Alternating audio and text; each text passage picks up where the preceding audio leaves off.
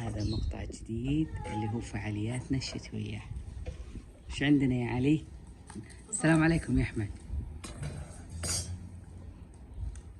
السلام عليكم علي. وعليكم السلام. عندنا بطاطس. كيف طريقة تزيينه؟ تحطون زبدة وتحطون ملح، تلفونه بالقسطيل. حلو. تشترون تحطون فوق النار، تحطون شيء فوق النار بعدين تلفونه. مو حلو. بوسط النار، لا شيء فوق النار. يعني ما ندفنه داخل الضوء زي من اول. ايه. حلو. بعدين كم تاخذنا تقريبا؟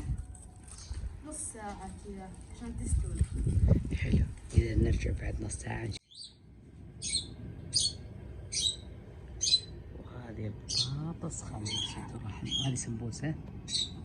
والحين نبي نحشي عاد اللي يبي جبن واللي يبي ملح نحطه، صح؟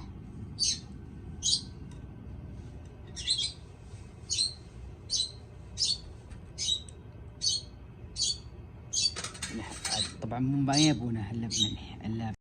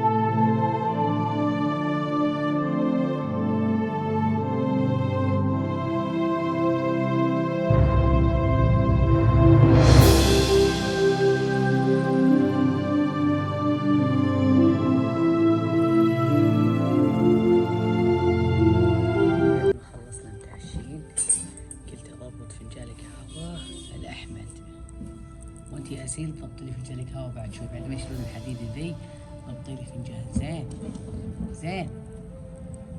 سمعينا صوتك. ايه.